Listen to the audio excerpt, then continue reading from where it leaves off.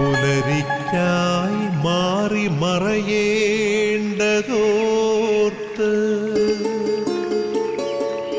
ചന്ദ്രനക്ഷത്രാദികൾ വിതുമ്പുമ്പോൾ മാറ്റമില്ലാതെങ്ങും വിരാജിക്കും ദൈവമേ, അങ്ങയെ വാഴ്ത്തുന്നു ഞങ്ങൾ. ഉദിച്ചെങ്ങും പ്രഭതൂകും പാരിലെ സൂര്യരശ്മിയേക്കാൾ പ്രശോഭിച്ചെന്നും പ്രസാദമേകുന്ന ദൈവമേ, അങ്ങേ മഹിമാവെത്ര മനോജ്ഞം.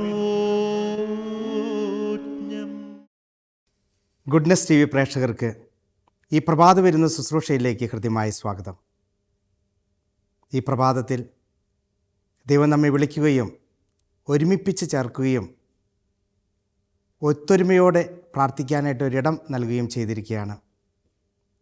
എന്നെ ശ്രവിക്കുന്ന ഓരോ വ്യക്തികളും കൂട്ടായിരുന്നു കൊണ്ട് ദൈവത്തെ സ്തുതിക്കുവാനും നിയോഗങ്ങൾ സമർപ്പിച്ച് പ്രാർത്ഥിക്കുവാനായിട്ടുള്ള ഒരു സമയമായിട്ട് ഈ പ്രഭാത വരുന്ന ശുശ്രൂഷ നമ്മെ ഒരുക്കാം.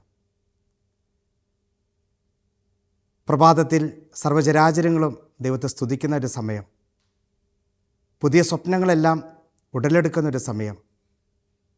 ഈ പ്രഭാതത്തിൽ നമ്മളെല്ലാം ചിന്തിച്ചു കഴിഞ്ഞിട്ടുണ്ടാകുമായിരിക്കും ഇന്ന് എന്തെല്ലാമാണ് ചെയ്യേണ്ടത് എന്നുള്ളത്. വൈകുന്നേരം വരെയുള്ള ഓരോ സ്വപ്നങ്ങളും ഓരോ ആഗ്രഹങ്ങളൊക്കെ നെയ്ത് കഴിഞ്ഞിട്ടുണ്ടാകാം. തീർച്ചയായിട്ടും ആ സ്വപ്നങ്ങളെയും ആഗ്രഹങ്ങളെയും തമ്പുരാൻ്റെ മുമ്പിലേക്ക് നമുക്കൊന്ന് സമർപ്പിക്കാം. സർവ്വചരാചരങ്ങളോടൊപ്പം നമുക്ക് ദൈവത്തോട് നന്ദി പറയാം. നമ്മൾ ഓരോരുത്തരും സൃഷ്ടികളാണ്. ആ സൃഷ്ടാവിനെ പാടി പുകഴ്ത്തിക്കൊണ്ട് ദൈവത്തെ സ്തുതിച്ചുകൊണ്ട് നമുക്ക് മുന്നേറുവാനായിട്ട് നമുക്ക് പരിശ്രമിക്കാം. പരിശുദ്ധ അമ്മയുടെ മാധ്യസ്ഥം നമുക്ക് അപേക്ഷിക്കാം. പ്രഭാത വരുന്ന ശുശ്രൂഷയുടെ മധ്യസ്ഥയായ പരിശുദ്ധ കന്യകാമറിയത്തിൻ്റെ വിമല ഹൃദയത്തിലേക്ക് നമ്മെ തന്നെ സമർപ്പിച്ചുകൊണ്ട്, നമ്മുടെ നിയോഗങ്ങളെ സമർപ്പിച്ചുകൊണ്ട് ഈ പ്രഭാത വരുന്ന എന്ന ശുശ്രൂഷ ഈ കുറച്ച് സമയം ദൈവകൃപയിലായിരുന്നുകൊണ്ട് പരിശുദ്ധ അമ്മയുടെ മാധ്യസ്ഥം നമ്മളിൽ എന്നും നിറഞ്ഞുകൊണ്ട് ആയിരിക്കുവാനായിട്ട് നമുക്ക് പരിശ്രമിക്കാം. പരിശുദ്ധ അമ്മയുടെ മാധ്യസ്ഥം അപേക്ഷിച്ചുകൊണ്ട്, നന്മ നിറഞ്ഞ മറിയമേ സ്വസ്തി, കർത്താവ് അങ്ങയുടെ കൂടെ സ്ത്രീകളിൽ അങ്ങ് അനുഗ്രഹിക്കപ്പെട്ടവളാകുന്നു, അങ്ങയുടെ ഉദരത്തിൻ ഫലമായി ഈശോ അനുഗ്രഹിക്കപ്പെട്ടവനാകുന്നു. പരിശുദ്ധ മറിയമേ തമ്പുരാൻ്റെ അമ്മേ, പാപികളായ ഞങ്ങൾക്ക് വേണ്ടി എപ്പോഴും ഞങ്ങളുടെ മനസ്സമയത്തും തമ്പുരാനോട് അപേക്ഷിച്ചുകൊള്ളണമേ. ആമേൻ. പരിശുദ്ധാത്മാവിൻ്റെ കൃപാവരത്തിനായിട്ട് നമുക്ക് പ്രാർത്ഥിക്കാം. പരിശുദ്ധാത്മാവ് നമ്മളിൽ വന്ന് നിറയുമ്പോൾ വചനം ശക്തമായി നമ്മുടെ ഹൃദയങ്ങളിലും നമ്മുടെ പ്രവൃത്തി പദങ്ങളിലും എത്തിച്ചേരുകയാണ് ചെയ്യുന്നത്. ആ പരിശുദ്ധാത്മാവിൻ്റെ നിറവിനായിട്ട് നമുക്ക് ദാഹത്തോടെ പ്രാർത്ഥിക്കാം. പരിശുദ്ധാത്മാവേ, ഞങ്ങളിൽ ഓരോരുത്തരിലും വന്ന് നിറഞ്ഞ് ഞങ്ങൾ ശക്തരായി തീർന്ന് വചനം അങ്ങയ്ക്ക് വേണ്ടി പങ്കുവയ്ക്കുവാൻ ഞങ്ങൾ ഓരോരുത്തരും അനുഗ്രഹിക്കണമേ. വചനത്തിൽ അധിഷ്ഠിതമായ ഒരു ജീവിതം നയിക്കുവാൻ ഞങ്ങളെ അനുഗ്രഹിക്കണമേ. പരിശുദ്ധാത്മാവെ, അതിനായിട്ട് ഞങ്ങളെ ശക്തരാക്കണമേ എന്ന് പ്രാർത്ഥിക്കാം. പരിശുദ്ധാത്മാവ് സ്ലീഹരിൽ വന്ന് നിറഞ്ഞപ്പോഴാണ് അവർ വചനം പ്രഘോഷിക്കുവാനായിട്ട് ശക്തരായി തീർന്നത്. നമുക്ക് ഓരോരുത്തർക്കും പരിശുദ്ധാത്മാവിൻ്റെ നിറവിനായിട്ട് പ്രാർത്ഥിച്ചുകൊണ്ട് വചനം ശ്രവിക്കുവാനായിട്ട് നമ്മെ തന്നെ ഒരുക്കാം. തൂമഞ്ഞിൽ വിടരും പുഷ്പസുഗന്ധമെത്രയോ ഹൃദ്യം, പരിമളത്തിനുറവയാം നറുസൗരഭ്യമാകട്ടെ ഞങ്ങളുമീ മണ്ണിൽ.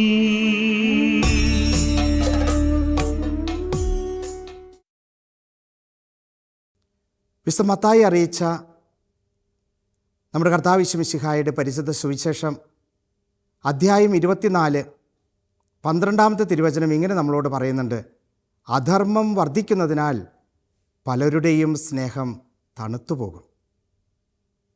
അധർമ്മം വർദ്ധിക്കുന്നതുകൊണ്ടാണ് പലരുടെയും സ്നേഹം തണുത്തു പോകുന്നത്. എപ്പോഴാണ് ഈ അധർമ്മം വർദ്ധിക്കുന്നത്? അധർമ്മം എന്ന് പറയുന്നത് ധർമ്മമില്ലാത്ത ഒരവസ്ഥ, നന്മയില്ലാത്തൊരവസ്ഥ, തിന്മ നിറഞ്ഞൊരവസ്ഥ. അപ്പോഴാണ് സ്നേഹമില്ലാതെ ആകുന്ന ഒരവസ്ഥ വരുന്നത്. ഇത് നമ്മളിൽ എപ്പോഴാണ് ആരംഭിക്കുക? നമ്മളിൽ പലപ്പോഴും ആരംഭിച്ചിട്ടുണ്ടാകാം. ഈ സ്നേഹമില്ലാത്ത ഓരോ നിമിഷങ്ങളും ഈ അധർമ്മത്തിൻ്റെ ഒരു വാഴ്ചയാണ് അവിടെ നടക്കുക. സ്നേഹമില്ലാത്ത അവസ്ഥകൾ നമുക്ക് നമ്മുടെ കുടുംബത്തിലേക്ക് തന്നെ ഒന്ന് തിരിഞ്ഞു നോക്കിയാൽ നമുക്ക് കാണാനായിട്ട് സാധിക്കും എവിടെയാണ് സ്നേഹമില്ലാത്ത അവസ്ഥ എന്നുള്ളത്. ഭാര്യ ഭർത്താക്കന്മാർ തമ്മിലുള്ള സ്നേഹമില്ലാത്ത ഒരവസ്ഥയുണ്ടെങ്കിൽ അവിടെ അധർമ്മമായി. ഇനി മാതാപിതാക്കന്മാരും മക്കളും തമ്മിലുള്ള സ്നേഹമില്ലാത്ത അവസ്ഥയുണ്ടെങ്കിൽ അവിടെ അധർമ്മമായി. വാർദ്ധക്യത്തിലായിരിക്കുന്ന മാതാപിതാക്കന്മാരെ ശുശ്രൂഷിക്കാനായിട്ട് ഇന്നത്തെ കാലത്ത് പലപ്പോഴും ആഗ്രഹം ഉണ്ടാവില്ല. അവരെക്കൊണ്ട് പ്രയോജനമില്ല എന്നാണ് നമ്മൾ പറയുക. അതുകൊണ്ട് അവരെ മാറ്റി നിർത്തി, വൃദ്ധാശ്രമത്തിലേക്ക് മാറ്റി നിർത്തി, അല്ലെങ്കിൽ നമ്മുടെ കുടുംബത്തിൽ തന്നെ അവരെ ഒന്ന് മാറ്റി നിർത്തി അവരെ ഒന്ന് പരിഗണിക്കാതിരിക്കുക, അവരെ സ്നേഹിക്കാതിരിക്കുക, അവർക്ക് വേണ്ട കാര്യങ്ങൾ ചെയ്തു കൊടുക്കാതിരിക്കുക അധർമ്മമായി. അയൽവാസി ബന്ധങ്ങളിൽ വിള്ളലുണ്ടായിട്ടുണ്ടെങ്കിൽ അധർമ്മമായി. മറ്റുള്ളവരോട് സ്നേഹിക്കാനായിട്ട് നമ്മൾ കടപ്പെട്ടവരാ. പരോപകാരം ചെയ്യുവാനായിട്ടാണ് ദൈവം നമ്മളോട് പറഞ്ഞിരിക്കുന്നത്. ഞാൻ നിങ്ങളെ സ്നേഹിച്ചതുപോലെ നിങ്ങൾ പരസ്പരം സ്നേഹിക്കുവാനായിട്ടാണ് പറഞ്ഞിരിക്കുന്നത്. അവിടെ സ്നേഹിച്ചിട്ടില്ലെങ്കിൽ അധർമ്മമായി. ക്ഷമിച്ചിട്ടില്ലെങ്കിൽ അധർമ്മമായി. പലപ്പോഴും ഒരു വികാരത്തിൻ്റെ പുറത്ത്, ഒരു വിചാരത്തിൻ്റെ പുറത്ത് പലപ്പോഴും ചിലവർ ചില തിന്മകൾ ചെയ്യും. പക്ഷേ ആ തിന്മകളെ അറിവുള്ളവൻ ക്ഷമിക്കാനായിട്ട് തയ്യാറാകുന്നില്ലെങ്കിൽ അധർമ്മമായി. ഇനി കുറച്ചും കൂടിയും ഏറിയ കാര്യങ്ങൾ ചിന്തിക്കുകയാണെങ്കിലോ, ദൈവകൽപ്പനകളെ ലംഘിക്കുമ്പോഴെല്ലാം അധർമ്മമായി മാറുന്നു എന്നുള്ളതാണ്. ദൈവത്തെ മറന്ന് ജീവിക്കുന്ന വ്യക്തികൾ അധർമ്മത്തിൻ്റെ പാതയിലൂടെയാണ് ജീവിക്കുന്നത്. മാതാപിതാക്കന്മാരെ അംഗീകരിക്കാത്തവർ അധർമ്മത്തിൻ്റെ പാതയിലൂടെയാണ്. കൊലപാതകം, നുണ പറയൽ, അന്യൻ്റെ വസ്തുക്കൾ മോഹിക്കൽ, ഇതൊക്കെ അധർമ്മത്തിൻ്റെ പാതയിലൂടെയാണ് പോകുന്നത്. ഈ അധർമ്മത്തിൻ്റെ പാതയിലൂടെ പോകുമ്പോഴാണ് ഈ സ്നേഹം എന്നൊന്നില്ലാത്ത അവസ്ഥ വരുന്നത്. ആദ്യം സ്നേഹിക്കേണ്ടത് ആരെയാണ്? ദൈവകൽപ്പന തന്നെ നമ്മളോട് പറയുന്നുണ്ട്, ആദ്യം നിൻ്റെ ദൈവമായ കർത്താവിനെ ആരാധിക്കുക, അവനെ സ്നേഹിക്കുക ആദ്യം. ആ സ്നേഹത്തിൽ നിന്നാണ് മറ്റുള്ളവരിലേക്ക് സ്നേഹം വളരുവാനായിട്ട് സാധിക്കുകയുള്ളൂ. ആദ്യം ധർമ്മമുണ്ടാക്കേണ്ടത്, നമ്മുടെ കടമ എന്നുള്ളത് ആദ്യം ദൈവവുമായിട്ടുള്ള ബന്ധമാണ് എന്നുള്ളതാണ്. ദൈവത്തെ സ്നേഹിക്കുവാനായിട്ട് തയ്യാറാണ്, ദൈവത്തെ ആരാധിക്കുവാനായിട്ട്, ദൈവത്തെ പൂജിക്കുവാനായിട്ട് നമ്മൾ ആദ്യം തയ്യാറാകണം. എങ്കിൽ മാത്രമേ ആ ദൈവിക കൽപ്പനകൾ പാലിച്ചുകൊണ്ട്, ദൈവിക ഗുണങ്ങൾ സ്വീകരിച്ചുകൊണ്ട് നമ്മൾ മറ്റുള്ളവരിലേക്ക് ദൈവിക നന്മ പകർന്നു കൊടുക്കാനായിട്ട് സാധിക്കുള്ളൂ. പലപ്പോഴും നമ്മൾ പറയാറായിട്ടുള്ളത്, ഞാൻ മറ്റുള്ളവരെ ഒന്നും സ്നേഹിക്കാറില്ല, ഞാൻ ദൈവത്തെ സ്നേഹിക്കുന്ന വ്യക്തിയാണ്. എനിക്ക് ക്രിസ്തുവിനെ ഇഷ്ടമാണ്, ക്രിസ്ത്യാനിയെ ഇഷ്ടമല്ല. എനിക്ക് ദൈവത്തെ ഇഷ്ടമാണ്, ദൈവത്തെ ആരാധിക്കാൻ ഇഷ്ടമാണ്, പക്ഷെ മറ്റുള്ളവരെ ഇഷ്ടമല്ല. ദൈവത്തെ സ്നേഹിക്കുന്നവൻ ദൈവം പറയുന്ന വാക്കുകൾ അനുസരിക്കും. ദൈവത്തെ സ്നേഹിക്കുന്നവൻ എന്താ പറയാറുള്ളത്? ദൈവം നമ്മളോട് എന്താ പറയുക? ഞാൻ നിങ്ങളെ സ്നേഹിച്ചു, നിങ്ങൾ പരസ്പരം സ്നേഹിക്കുക. ഞാൻ നിങ്ങളോട് കരുണ കാണിച്ചു, നിങ്ങൾ പരസ്പരം കരുണ കാണിച്ചോളേ. ഞാൻ കുരിശിലേറിക്കൊണ്ട് നിങ്ങൾക്ക് ഉദാത്തമായൊരു മാതൃക കാണിച്ചു, ക്ഷമിക്കുക എന്നുള്ളത്. ഇനി നിങ്ങൾ ക്ഷമിക്കുക. എൻ്റെ മരണതുല്യമായ വേദനയുടെ നടുവിലായിരുന്നു ഞാൻ നിങ്ങളോട് ക്ഷമിച്ചത്, അവരോട് ക്ഷമിച്ചത്. അവരോടും ഇതുപോലെ നിങ്ങൾ മരണ തുല്യമായ വേദനയുടെ നടുവിൽ നിന്നുകൊണ്ട് ക്ഷമിക്കുവാനായിട്ട് തയ്യാറാകുകയും. ഇങ്ങനെ ക്ഷമിക്കുകയും സ്നേഹിക്കുകയും ചെയ്യുമ്പോഴാണ് ധർമ്മം വീണ്ടെടുക്കുവാനായിട്ട് സാധിക്കുകയുള്ളൂ. അധർമ്മം നശിച്ചു പോകാനായിട്ട് ഇടയാകുള്ളൂ. ആ അധർമ്മത്തിൽ നമുക്കൊന്നും ചെയ്യുവാനായിട്ട് സാധിക്കുകയില്ല. സ്നേഹം മന്ദീഭവിച്ചു എന്നാണ് പറയുന്നത്, തണുത്തു പോവുകയാണ് ചെയ്യുന്നത്. ഈ സ്നേഹമില്ലാത്ത ഈ അധർമ്മമുള്ള അവസ്ഥയാണ് ഈ തണുത്തുപോയ അവസ്ഥ എന്ന് പറയുന്നത്. സ്നേഹിക്കാനായിട്ട് പറ്റാത്ത, സ്വാർത്ഥതകൾ മാത്രം നിലനിൽക്കുന്ന ഒരു അവസ്ഥയാണ് അതൊക്കെ ഉണ്ടാകുന്നത്. ഒരു കൊച്ചു കഥ കേട്ടിട്ടുണ്ട്. ഒരു വ്യക്തി വേട്ടയാടാൻ പോയി. അന്നേ ദിവസം അവനൊന്നും ലഭിച്ചില്ല. അവൻ ഒരു മരത്തിൻ്റെ കീഴിൽ ഒന്ന് മയങ്ങാമെന്ന് കരുതി. അവൻ അവിടെ കിടന്ന് ഉറങ്ങുകയായിരുന്നു. ഒരു അരയന്ന ആ വഴി വന്നപ്പോൾ ഇദ്ദേഹത്തിൻ്റെ മുഖത്ത് വെയിലടിക്കുന്ന കണ്ടപ്പോൾ ഈ അരയന്നത്തിന് തോന്നി, ഇപ്പോൾ അവൻ മനുഷ്യൻ ഉറങ്ങുകയല്ലേ, ഈ മുഖത്ത് വെയിലടിച്ചാൽ അദ്ദേഹത്തിന് ശാന്തമായി ഉറങ്ങാനായിട്ട് സാധിക്കില്ല. ഈ അരയന്നം ഈ മരത്തിൻ്റെ മുകളിൽ കയറി അദ്ദേഹത്തിൻ്റെ മുഖത്തേക്ക് വെളിച്ചം വരുന്ന ആ പ്രദേശത്തിരുന്ന് ഒരു തണലേക്കിക്കൊണ്ട് അവിടെ ഇരുന്നു. അപ്പോഴാണ് ഒരു കാക്ക വന്നു എന്ന് പറയുന്നത്. കാക്ക വന്ന് അദ്ദേഹത്തിൻ്റെ കണ്ണിലേക്ക് തന്നെ കാഷ്ടിച്ചു. അപ്പോൾ തീർച്ചയായിട്ടും ആ വ്യക്തി, വേട്ടക്കാരൻ എഴുന്നേറ്റു. നോക്കിയപ്പോൾ കണ്ടത് അരയന്നത്തെയാണ്. അമ്പെയ്തു. അരയന്നം താഴെ വീണു. അരയന്നം ഈ വേട്ടക്കാരനോട് പറയുന്നുണ്ട്, നീ എന്തിനാ എന്നെ ഇങ്ങനെ ചെയ്തത്? ഞാനല്ല ഇത് ചെയ്തത്, നിൻ്റെ കണ്ണിലേക്ക് കാഷ്ടിച്ചത് ഞാനല്ല, അതാ മുകളിലിരിക്കുന്ന, ഇപ്പോഴും ഇരിക്കുന്ന ആ കാക്കയാണ്. നീ എന്നെ സംശയിക്കുകയാണ് ചെയ്തത്. ഞാൻ നിനക്ക് വെയിൽ വന്നപ്പോൾ തണലേകാനായിട്ട് മരത്തിൻ്റെ മുകളിൽ കയറിയതാ. എന്നിട്ട് നീ എന്തുകൊണ്ട് എന്നോട് ഇങ്ങനെ കാണിച്ചു? അധർമ്മം വർദ്ധിച്ചു, സ്നേഹമില്ലാതായിപ്പോയി. സത്യമായിട്ടുള്ള കാര്യങ്ങൾ അറിയാനായിട്ട് കഴിവില്ലാതെ പോയി എന്നുള്ളതാണ്, അറിവില്ലാതെ പോയി എന്നുള്ളതാണ്. ആ അരയന്നത്തെ അവൻ കൊല്ലുകയാണ് ചെയ്യുന്നത്. പ്രിയപ്പെട്ടവരെ, അധർമ്മം വർദ്ധിക്കുന്നു, സ്നേഹം നഷ്ടപ്പെടുന്നു. ഇതുപോലെ തന്നെയല്ലേ നമ്മുടെ കുടുംബങ്ങളിലൊക്കെ ഒരു സംശയത്തിൻ്റെ പേരിൽ, ഒരു തെറ്റായ ധാരണയുടെ പേരിൽ നമ്മളൊക്കെ ചെയ്യുന്നത്. ഇപ്പോൾ ഈ അടുത്ത കാലത്തൊക്കെ നമ്മൾ കാണുന്നുണ്ട്, പത്രങ്ങളിലൂടെ മാധ്യമങ്ങളിലൂടെയൊക്കെ നമ്മൾ കാണുകയാണ് ചെയ്യുന്നത്. മാതാപിതാക്കന്മാരെ കൊന്നു കുഴിച്ചു മൂടുക, സഹോദരന്മാരെ കൊന്നു കുഴിച്ചു മൂടുക. എന്തിനാ?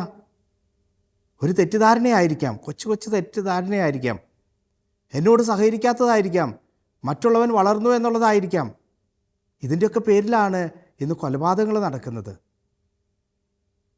നമുക്ക് കൊല്ലാനും അല്ലെങ്കിൽ മറ്റുള്ളവനെ ഉപദ്രവിക്കാനോ ഇന്ന് മനസ്സ് അത്തരത്തിലുള്ളതാണ് മുന്നിട്ട് നിൽക്കുന്നത്. ഉപദ്രവിക്കണം, അവനെ പീഡിപ്പിക്കണം. നന്മ ചെയ്യുവാനായിട്ട് ദൈവം നമ്മൾ പഠിപ്പിച്ചിട്ടുണ്ടെങ്കിലും ആ നന്മയിലേക്ക്, ദൈവത്തിലേക്ക് കടന്നു വരുന്ന വ്യക്തികൾക്ക് മാത്രമേ അത് പ്രവർത്തിക്കാനായിട്ട് സാധിക്കുകയുള്ളൂ. ദൈവത്തിലായിരിക്കുന്നവനെ ധാർമ്മിക മൂല്യങ്ങൾ ഉള്ള വ്യക്തികളായിട്ട് മനസ്സിലാക്കുകയുള്ളൂ. യേശുവിനോട് ചേർന്നിരിക്കുന്ന വ്യക്തികൾക്കാണ് ധാർമ്മിക മൂല്യങ്ങൾ ഉള്ള വ്യക്തികളെന്ന് പറയാനായിട്ട് സാധിക്കുകയുള്ളൂ. യേശു ചെയ്തത് ആ ധാർമ്മിക മൂല്യങ്ങൾ ഉൾക്കൊണ്ടുകൊണ്ട് ജീവിച്ചു എന്നുള്ളതാണ്. മറ്റുള്ളവർക്ക് വേണ്ടി ജീവിക്കാനായിട്ട് പരിശ്രമിച്ചു എന്നുള്ളത്. തൻ്റെ ജീവൻ നഷ്ടപ്പെട്ടാലും മറ്റുള്ളവർക്ക് ജീവൻ ഉണ്ടാക്കി കൊടുക്കണം എന്നതാണ് അവിടുന്ന് ആഗ്രഹിച്ചത്. എല്ലാവരെയും സമൃദ്ധമായി അനുഗ്രഹിക്കുവാനായിട്ട് ആഗ്രഹിച്ചു, തന്നെ ഉപദ്രവിക്കുന്നവരോട് പോലും അനുഗ്രഹിക്കുവാനായിട്ട്. ഇന്നൊക്കെ നമ്മളെന്താ ചെയ്യുന്നത്? നമ്മുടെ ശത്രുവിനെ എങ്ങനെയും വകവരുത്തുക, അതാണ് നമ്മൾ ആഗ്രഹിക്കുന്നുള്ളൂ. ഈ ആദ്യ മാതാപിതാക്കന്മാർ തിന്മ ചെയ്തപ്പോൾ അവന് പണിഷ്മെൻറ്റ് കിട്ടിയെന്നാണ് പറയുന്നത്. നമ്മൾ ഈ കാലത്തൊക്കെ നമുക്ക് തിന്മ ചെയ്യുമ്പോൾ നമ്മുടെ മാതാപിതാക്കന്മാർ അല്ലെങ്കിൽ പൂർവികർ തിന്മ ചെയ്തിട്ടുണ്ടെങ്കിൽ അതിൻ്റെ പരിണത ഫലങ്ങൾ നമുക്കും ലഭിക്കുമെന്നുള്ളത് ഉറപ്പാണ്. നമ്മൾ തിന്മ ചെയ്താൽ നമ്മുടെ പരിണത ഫലങ്ങൾ നമ്മുടെ അടുത്ത തലമുറയ്ക്കും അത് തുടർന്നുള്ള തലമുറയ്ക്കും ലഭിക്കും. എന്തിനു വേണ്ടു? ഏതെങ്കിലും ഒരു രാജ്യത്തിലെ നേതാവ് തിന്മ ചെയ്താൽ നമ്മുടെ അടുക്കളയിൽ അടുപ്പ് പുകയില്ല എന്നുള്ളതാണ്. അവരനൊരു തിന്മ ചെയ്താൽ നമ്മുടെ അടുക്കളയിൽ പുക ഉണ്ടാകുകയില്ല. നമുക്കെല്ലാവർക്കും അറിയാവുന്ന അവസ്ഥയാണ്. നമ്മളതിലൂടെ ആ കാലഘട്ടത്തിലൂടെ കടന്നു പോവുകയാണ്. തിന്മയുടെ ആധിപത്യം വളർന്നു വരുമ്പോൾ നമ്മളൊക്കെ സഹനത്തിൻ്റെ മേഖലയിലൂടെ കടന്നു പോവുകയാണ്. പ്രിയപ്പെട്ടവരെ, ദൈവം ആഗ്രഹിക്കുന്നത് നന്മയുടെ കാലഘട്ടത്തിലൂടെ കടന്നു പോകാനാണ്, ദൈവത്തിലേക്ക് കടന്നു വരാനായിട്ടാണ്. ദൈവത്തിനോട് ചേർന്നിരിക്കുവാനായിട്ടാണ് ദൈവം ആഗ്രഹിക്കുന്നത്. ദൈവം ആഗ്രഹിക്കുന്നത് രണ്ടേ കാര്യമുള്ളതെന്നാണ് ഞാൻ പറയാറുള്ളത്. ഒന്ന്, അവനോട് കൂടെ ഇരിക്കുക. രണ്ടാമത്, അവന് വേണ്ടി അയക്കപ്പെടുക. ദൈവത്തിനോട് കൂടെ ഇരിക്കുന്നവന് ദൈവിക മനുഷ്യനായിട്ട് മാറാനായിട്ട് സാധിക്കും. ധാർമ്മിക മൂല്യങ്ങളുള്ള വ്യക്തികളായിട്ട് മാറും. അവിടെ അധർമ്മം ഉണ്ടാവുകയില്ല. ആ ദൈവത്തോട് കൂടെ ഇരിക്കുന്നവനാണ് അയക്കപ്പെടുന്നത്, ദൈവത്തിൻ്റെ ശുശ്രൂഷകരായിട്ട് അയക്കപ്പെടുന്നത്. പക്ഷേ ഇന്നത്തെ കാലത്ത് ദൈവിക മൂല്യങ്ങൾക്കല്ല പ്രാധാന്യം എന്നുള്ളതൊക്കെ നമുക്കറിയാം. അതുകൊണ്ട് തന്നെയാണ് നമ്മുടെ സ്നേഹം എന്നുള്ളത് ഇല്ലാതായി പോകുന്നത്.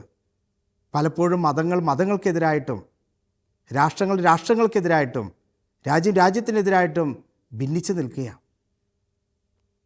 ഇവിടെയൊക്കെ ഈ സ്നേഹമില്ലാത്ത അവസ്ഥയിലേക്ക് കടന്നു വന്നതിൻ്റെ പരിണത ഫലങ്ങളാണ്.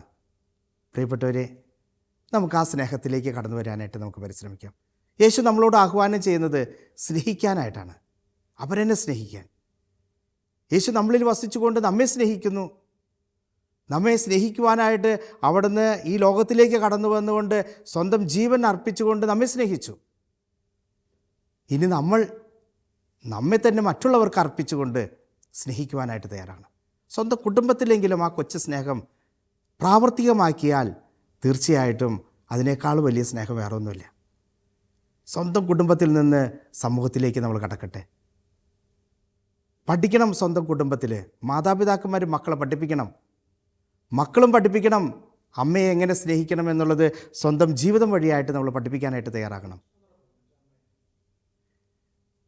മാതാപിതാക്കന്മാർ മക്കളെ സ്നേഹിക്കാനായിട്ട് പഠിക്കണം, അവരെ സ്നേഹിപ്പിക്കാൻ പഠിപ്പിക്കണം.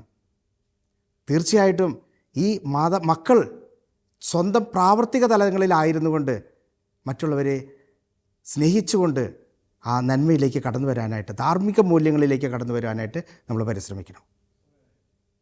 പ്രിയപ്പെട്ടവരെ, അധർമ്മം വെടിഞ്ഞ് ധാർമ്മിക മൂല്യങ്ങൾ ഉൾക്കൊണ്ടുകൊണ്ട് സ്നേഹത്തിൽ നിലനിന്നുകൊണ്ട് തണുപ്പരല്ലാതെ ധൈര്യത്തോടുകൂടി ജീവിക്കുവാനായിട്ട്, തണുത്തു പോകാതെ ധീരതയോടെ ജീവിക്കുവാനായിട്ട് ദൈവം ആഹ്വാനം ചെയ്യുക. ഇന്നീ പ്രഭാതത്തിൽ നമുക്ക് വിചിന്തനം നടത്താം.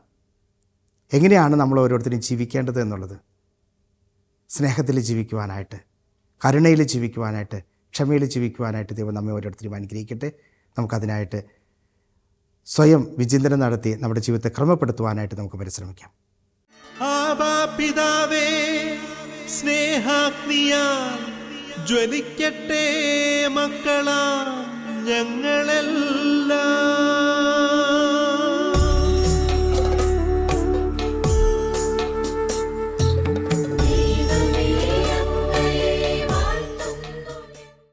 പിതാവും പുത്രനും പരിശുദ്ധാത്മാവുമായ സർവേശ്വര, ഞങ്ങളെ തന്നെ ഒരിക്കൽ കൂടി സമർപ്പിക്കുകയാണ്.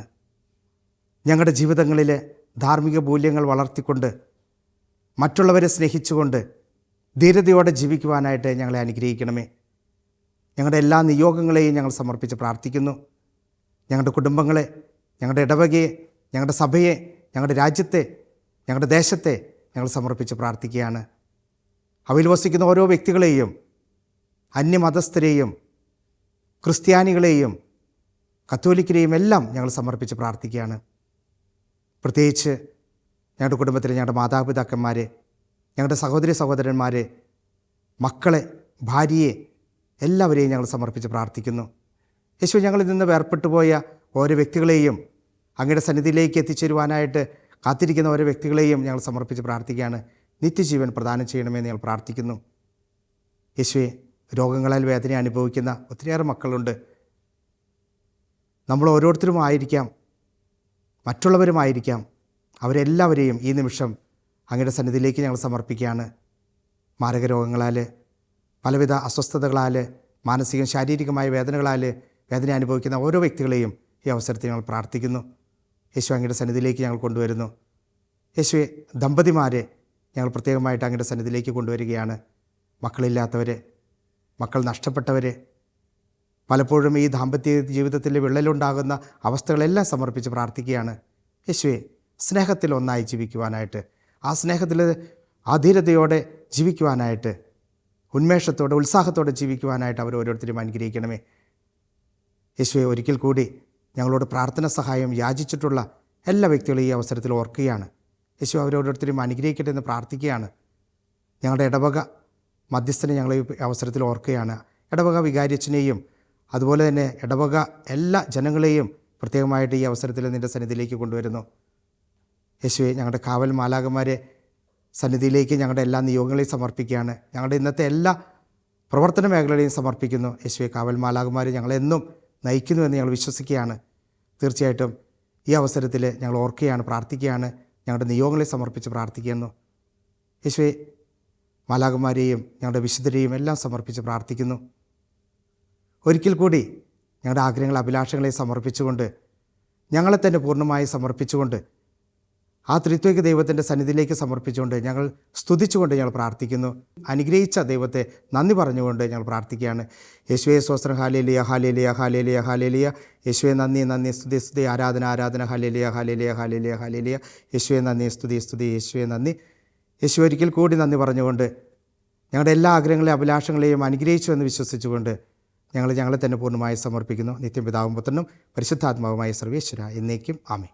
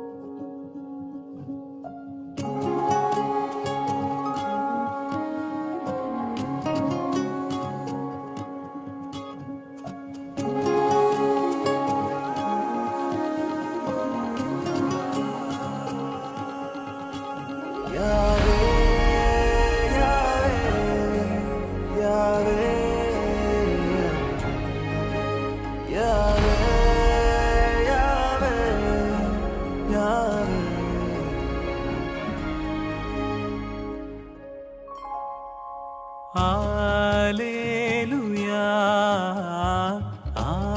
Alleluia, ആരാധന ആരാധന. സർവശക്തനാം ദൈവമേ ആരാധന, സർവനന്മയാം ദൈവമേ ആരാധന, സർവജ്ഞാനമാം ദൈവമേ ആരാധന.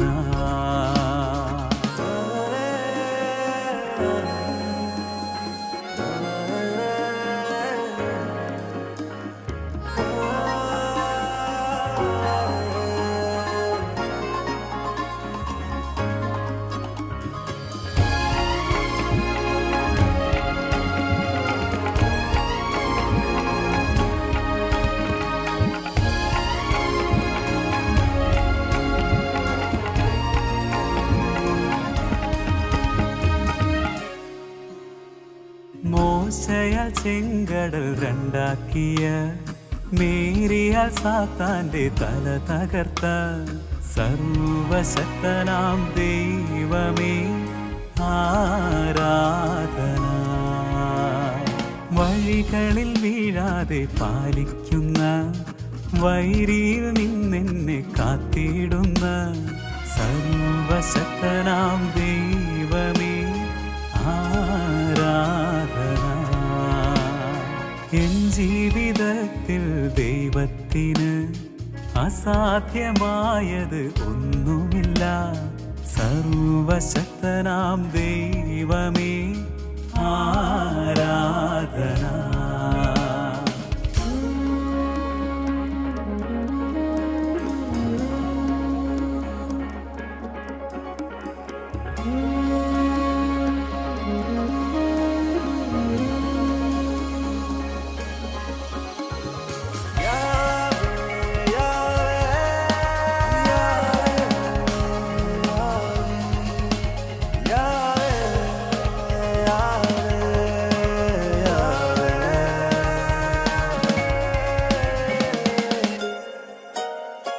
ചിറകുകളിൽ എന്നെ വഹിച്ചിടുന്ന പറവകളെ പോലും പോറ്റിയിടുന്ന സർവനന്മയാം ദൈവമേ ആരാധന. അമ്മയെക്കാളേറെ സ്നേഹിക്കുന്ന കുർബാനയായി എന്നിൽ ജീവിക്കുന്ന സർവനന്മയാം ദൈവമേ ആരാധന. എല്ലാം നന്മയ്ക്കായി മാറ്റിയിടുന്ന കരുണയാൽ നെഞ്ചോടു ചേർത്തിടുന്ന സർവനന്മയാം ദൈവമേ ആരാധന.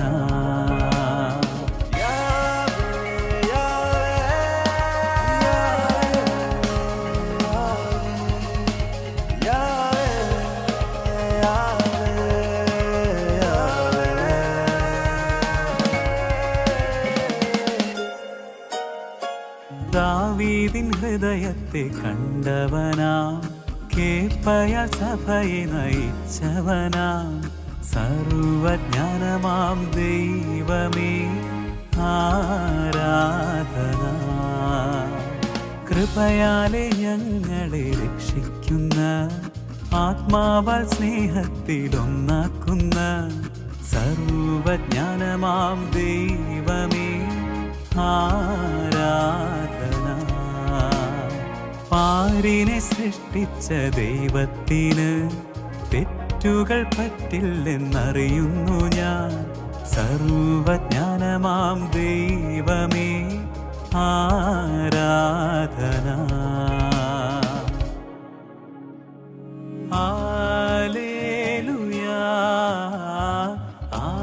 ഹല്ലേലൂയാ ആരാധന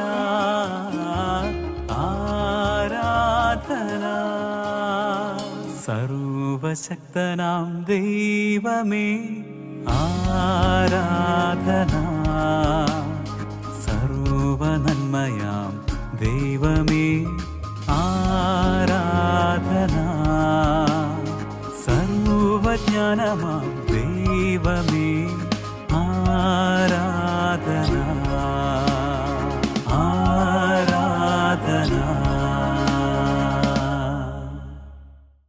പരിശുദ്ധ പാപ്പായോട് ചേർന്ന് സകല കർദിനാൾമാരോടും മെത്രാപോലിത്തന്മാരോടും മെത്രാന്മാരോടും ചേർന്ന് വൈദികരോടും സമർപ്പിതരോടും ചേർന്ന് സകല ആത്മായ വ്യക്തികളോടും ചേർന്ന് ഐക്യത്തിൽ ഒന്നായിരുന്നു കൊണ്ട് സഭ നൽകിയ ശ്ലൈകിക അധികാരം ഉപയോഗിച്ചുകൊണ്ട് ആ ത്രിത്വിക ദൈവത്തിൻ്റെ അനുഗ്രഹവും ആശീർവാദം പ്രാപിക്കുവാനായിട്ട് നമ്മെ തന്നെ ഒരുക്കാം. നമ്മുടെ കർത്താവ് മിശിഹായുടെ കൃപയും പിതാവായ ദൈവത്തിൻ്റെ സ്നേഹവും പരിശുദ്ധാത്മാവിൻ്റെ സഹവാസവും നാം എല്ലാവരോടും കൂടെ ഉണ്ടായിരിക്കട്ടെ, ഇപ്പോഴും എപ്പോഴും എന്നേക്കും. ആമേൻ. മരിയ കൂടാരങ്ങളിലായിരിക്കുന്ന വചനകൂടാരങ്ങളിലായിരുന്നു കൊണ്ട് നമുക്ക് വേണ്ടി പ്രാർത്ഥിക്കുന്ന ഓരോ വ്യക്തികളെയും നമുക്ക് സമർപ്പിച്ച് പ്രാർത്ഥിക്കാം. അവരുടെ കുടുംബങ്ങളെയും അവരുടെ നിയോഗങ്ങളെയും സമർപ്പിച്ച് നമുക്ക് പ്രാർത്ഥിക്കാം. നമുക്ക് വേണ്ടി ശുശ്രൂഷ ചെയ്യുന്ന, പ്രത്യേകിച്ച് ഈ പ്രഭാത വരുന്ന ശുശ്രൂഷയിലൂടെ നമുക്ക് വചനം പങ്കുവയ്ക്കാനായിട്ട് ഇടയാക്കിയ, അതിനുവേണ്ടി പ്രവർത്തിക്കുന്ന എല്ലാ വ്യക്തികളെയും അവരുടെ നിയോഗങ്ങളെയും അവരുടെ കുടുംബാംഗങ്ങളെയും സമർപ്പിച്ച് നമുക്ക് പ്രാർത്ഥിക്കാം. ഡിവൈൻ ധ്യാന കേന്ദ്രത്തെ, ഈ ഗുഡ്നസ് ചാനലിനെ സമർപ്പിച്ചുകൊണ്ട് നമുക്ക് പ്രാർത്ഥിക്കാം. അവരുടെ എല്ലാ നിയോഗങ്ങളെയും അവരുടെ എല്ലാ പ്രവർത്തനങ്ങളെയും ദൈവസമൃദ്ധമായി അനുഗ്രഹിക്കട്ടെ എന്ന് പ്രാർത്ഥിക്കാം. നമുക്ക് വേണ്ടി പ്രാർത്ഥിക്കുന്ന എല്ലാ വ്യക്തികളെയും സമർപ്പിച്ചുകൊണ്ട് നമുക്ക് പ്രാർത്ഥിക്കാം. ഈ പ്രഭാത വരുന്ന ശുശ്രൂഷയിലൂടെ ലഭിക്കുന്ന എല്ലാ അനുഗ്രഹങ്ങളും ഓർത്തുകൊണ്ട് ദൈവത്തോട് നമുക്ക് നന്ദി പറയാം. ഒരിക്കൽ കൂടി ദൈവാനുഗ്രഹം നേർന്ന ഒരു ദിവസം നിങ്ങൾക്ക് ഏവർക്കും ആശംസിക്കുന്നു. ദൈവകൃപയിൽ ജീവിക്കുവാനായിട്ട്, സന്തോഷത്തിലും സ്നേഹത്തിലും ജീവിക്കുവാനായിട്ട് ദൈവം നിങ്ങളെ ഓരോരുത്തരും അനുഗ്രഹിക്കട്ടെ. ഒരിക്കൽ കൂടി ദൈവകൃപ നിറഞ്ഞ ഒരു ദിനം ആശംസിച്ചുകൊണ്ട് നന്ദി.